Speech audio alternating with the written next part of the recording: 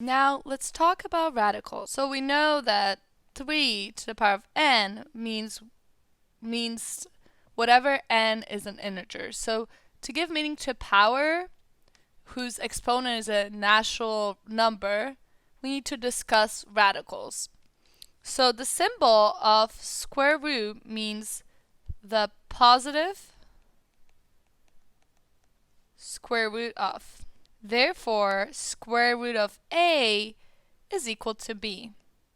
So if you squared both sides here, which you can do by the way, so if you can square both sides, we'll get a to the power of 2 over 2 equals b squared. So we'll get a is equal to b squared.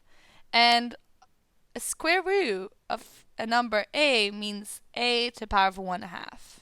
So that's how we were able to multiply out 1/2 by 2 to get a, which is equal to b squared. And we can generalize this example and say that square root of a with the power of n will be equal to b. Then that would mean that b to the power of n is equal to a. But these two basically mean the same thing. And just means that whenever, in order to get rid of that n, you'd have to multiply both sides, take both sides to the power of n. So, for example, if you had square root to the power of 4 of 81, that will be equal to 3 because 3 to the power of 4 is equal to 81. Now, if you had a third square root of -8, we would get -2, and that's because -2 to the power of 3 is equal to -a. Okay, the equation square root of a squared is equal to a is not always true, because if your a was -2 and you squared it and you took a square root of it, you would think that your a is equal to +2, because you would have a square root of 4, but in reality your a was equal to -2. So what happens here, whenever you take a square root of a squared, you'll always have an absolute value of a. And the reason for that is that because a could be either positive or negative, and you really don't have that information because it's squared. So even if it is negative, you'll never know. Alright, great. So now let's go through properties of roots.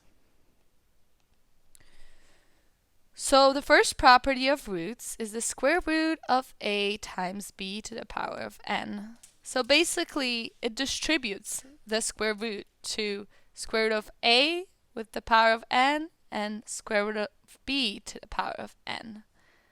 The second property applies to whenever we have division. So whenever we have a divided by b to the power of n, it's the same thing as square root of a to the power of n divided by square root of b to the power of n. Now, what about whenever you have a square root of square root? Because that can also happen. So in this case, we have a square root of a to the power of n and then all that square root of m. So here, the same property that applies in powers, how the powers multiply, same thing happens here. By the way, that's why I love math so much. These and the power properties are the same exact thing because a root is just something to the power of 1/2. So square root of a to the power of n, all that square root of n, that would simply mean that the square roots are going to cancel out, so that's going to be equal to a. And that will be it. So let's go through a few examples. These can be really handy when you're trying to calculate something. So for example, if you're trying to calculate a third root of -8 times 27, you can simply separate them, and it's so much easier to know what's the third root of -8 and then what's the third root of 27 then multiply it out together and then find out later. So it basically simplifies our life, and we always love that. So that would be negative 2 times 3, which is simply 6. So these properties, if you use them properly, you can simplify your life by a lot. So, but what if we had the square root to the power 4 of 16 divided by 81?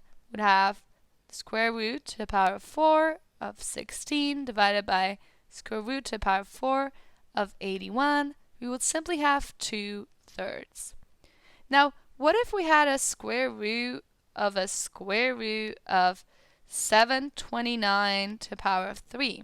So now, as shown, these powers will multiply by each other. So if there's nothing here, you assume that it's a 2. So in that case, we would have square root of 6 to the power of 729, which will be equal to 729 to the power of 1 over 6, which would be equal to 3.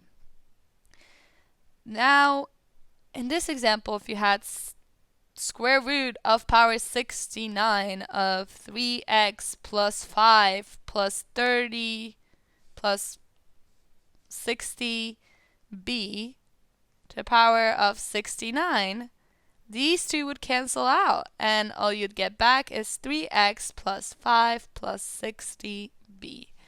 So properties of roots are really important to know because they will effectively help you understand math better. Let's go through a few examples to make sure we know how to apply them. So let's see what would happen if we had, let's say, 81x to the power of a times y to the power of 12, all that square root to the power of 4. So what we would do here to make it easier on ourselves, we'd use the first property to break it down. So we would have 81 to the square root to the power of 4 times square root of x to the power of a to the 4th, and then times square root of y to the power of 12 of the 4th square root. What I like to do now is take it to the power of 1/4, because that's the same thing, right? X to the power of a times 1/4 times y to the power of 12 times 1/4.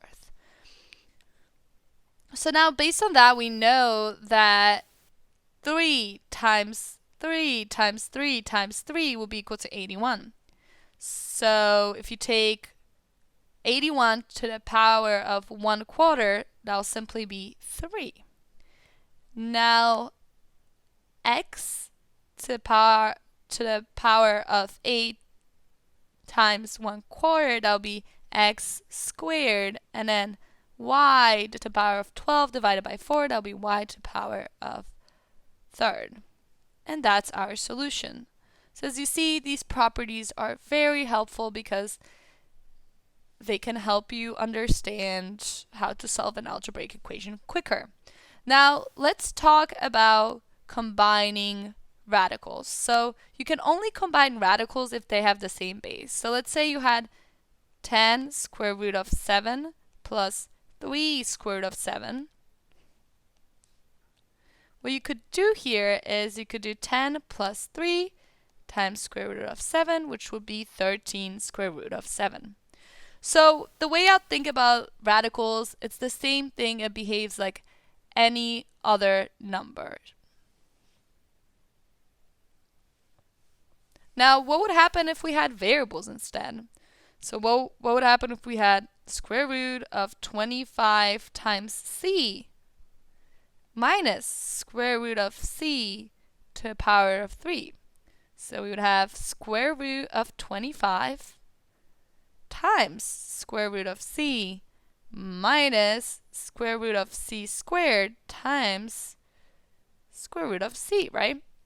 So here we would have square root of 25, we know is 5, times square root of c would be equal to minus, here those cancel out, so c times square root of c.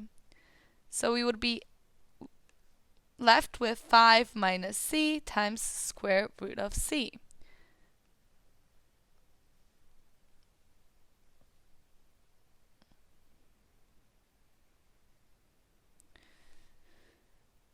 As I said earlier, rational exponents, all they are is just something to the power of 1n. So if you have a square root to the power of n, will be a of 1 over n. And I love using this property because if you have big numbers multiplied by each other, it will make your life a lot simpler. Another way of representing this equation would be to have a to the power of m divided by n would be equal to the square root of a to the power of n times m here. Or it could be a square root of n to the power of m here. They're effectively the same thing. Alright, so now that you guys understand this, let's go through some examples. So first of all, let's go through an example that says, well, let's start easy. 4 to the power of 1/2. So that would be simple. Square root of 4 would be equal to 2. Now, what about 125 to the power of negative 1/3? That would simply be 1 over 125 to the power of 1/3, which would be 1 over 125, which would be 1 over 5. But what if that was variables instead? So what if we have 1 over square root to the power of 3 x to the 4th? That would simply be 1 over x to the 4th divided by 3, which will be x to the 3 divided by 4. X to the minus 3 divided by 4, because we're flipping it, right? So remember that property that a to the minus n will be 1 over a to n. That's what we've applied here. Great, so now that we understand that, we can get into a little bit more complex of problems. So let's go through a problem that states x to the power of 2/5 times x to the power of 7/5 divided by x to the power of 3/5. So what we would do here is we would add up the components that are on top and subtract the one that's on the bottom. So it'd simply be x to the power of 2/5 plus 7/5 minus 3 over 5. So 2 plus 7, that's 9. 9 minus 3, that's 6. So we have x to the power of 6 over 5. Great! So what would happen if we had different variables mixed together? So what would happen if we had 3?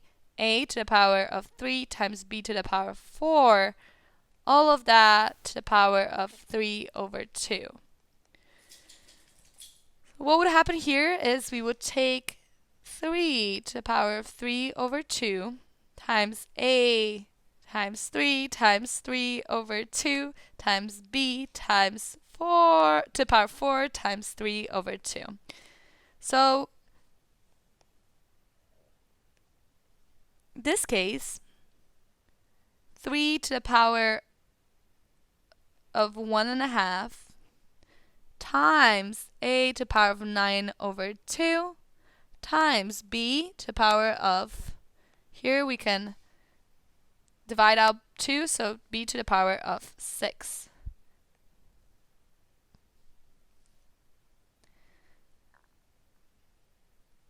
Now, what if we have something a lot more complicated, something like this? So what if it was 2x to the power of 3 over 4 divided by y to the power of 1 over 3, all that cubed times y to the power of 4th divided by x to the negative 1/2. So in this case, we would have 2 to the power of 3 times x 3 times 3 divided by 4, all of that divided by y to the power of 1/3 times 3 times y to the 4th times x squared. So now 2 to the power of 3, we know that's equal to a. X to the power of 3 times 3, that's 9/4.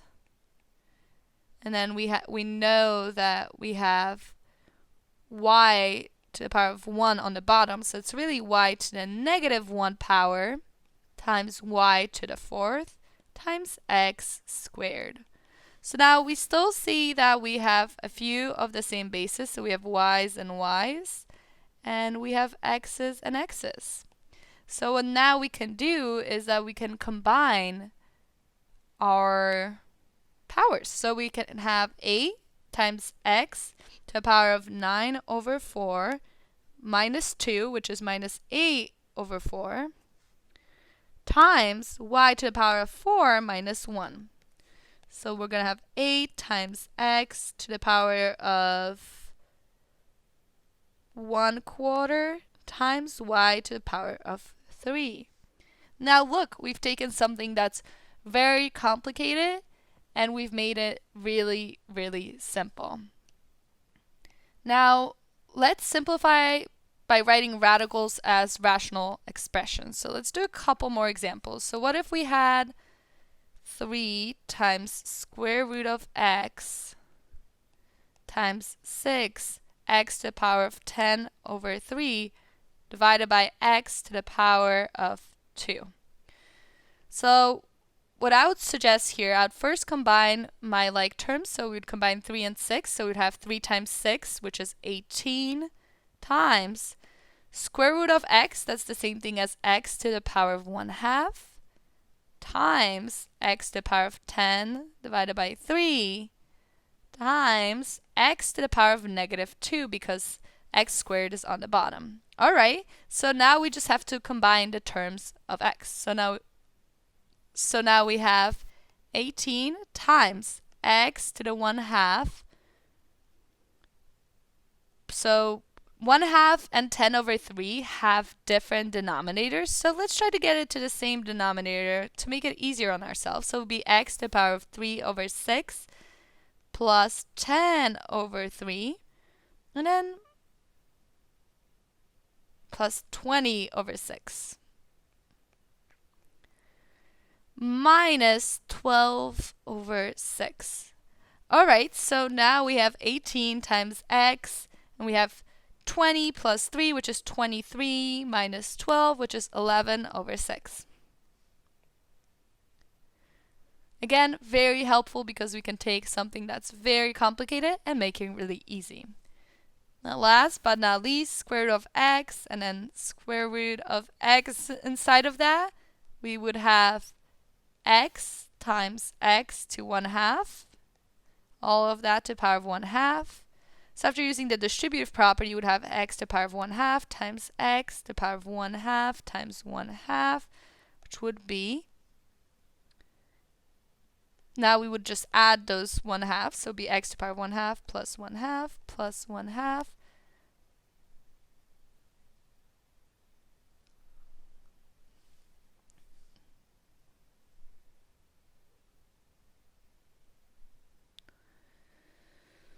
So that would be